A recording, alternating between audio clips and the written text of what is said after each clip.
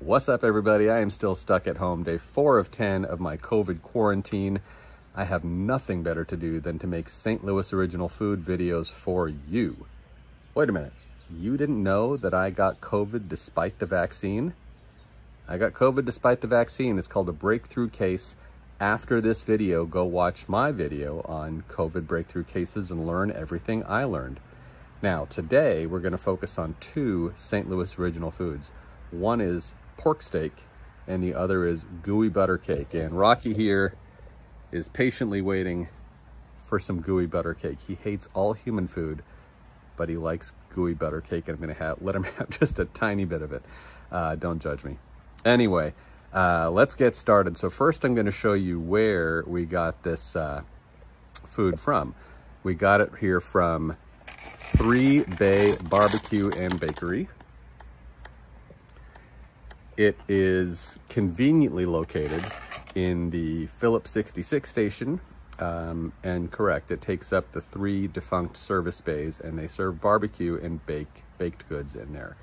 And so what we are having today is St. Louis style pork steak. I'm going to flip this around. There's the 3 Bay Barbecue and Bakery. And what a St. Louis style pork steak is got some slaw here, but it is basically a Boston butt. And what's the Boston butt? It's of course not the back of the pork, it's the front of the pork. It's the pork shoulder. And instead of cooking the entire shoulder and then tearing it up into pulled pork, it is very common in St. Louis to slice that shoulder axially and create little steaks out of it, and then grill or broil or baste or braise or any which way you want the entirety, the cross section of that Boston butt, and then you serve that as a St. Louis pork steak. Now I'm going to plate that up for you and show you what it looks like. I'm really not going to have any because I have absolutely no sense of taste or smell right now, and I'm trying to eat less meat anyway. So Rocky's going to get a tiny taste of the gooey butter cake, and Waffles and Chip, my dogs, are going to get this pork steak. So, but you're going to get to learn about it. So here it is. This is a classic St. Louis pork steak. And as you can see, some of them have bones, some of them don't. This one has a little bit of bone in it. It's a blade bone. And you can see here's the little different sections of meat. So it's just like a Boston butt. And if you were to cut this up with a knife and fork, which I will for the dogs in a little bit, you'll see it comes apart in sections. Back when I used to be able to taste things and when I was eating more meat, I actually really liked St. Louis pork steak. It didn't originate in St. Louis, but St. Louis and Missouri in general, but St. Louis in particular, has adopted it like no one else. If you go to a barbecue in St. Louis in the summer, I can practically guarantee you're going to see St. Louis pork steaks there. Meanwhile, while I'm here, I just want to also give a little nod to Cafe Napoli.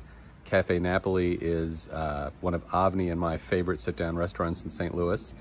It's not necessarily St. Louis traditional food, but it is a landmark in St. Louis. It's been around for decades, and their service is always consistent and excellent. And if you like cool cars, there's always cool cars and, you know, pretty women and everything out front. So I go shop for patients there. Just kidding. But most of my patients go there. Anyway, next up, gooey butter cake. So the gooey butter cake is a very dense, almost, gooey, thick pound cake variant. And the legend behind it is it was during the Depression, and a baker had 2 different kinds of butter flour mixes ready to go for making different cakes. He had a deep butter and a gooey butter, and the deep butter was to be used for making a deep butter cake, and the gooey butter had a lot more butter in the butter flour mix, and it was really to be used for an adhesive to help stick things onto cake. It was never to be used in bulk. It was way too rich for that. So as the story goes, Mr. Hoffman's apprentice, the baker's assistant, picked the wrong butter. He picked up the gooey butter and used it inside a cake where the deep butter was supposed to be. And as this was the Great Depression, this kind of thing wasn't thrown away. Butter was way too expensive, sugar was way too expensive, and they decided to take this resultant thick, gooey, dense mess of a cake, flat mess of a cake, and sell it just little piece by little piece. And boy, it took off, and it is also a real St. Louis thing. It's everywhere. All the grocery stores that are locally owned make it, and it's actually really good. Well, it used to be really good.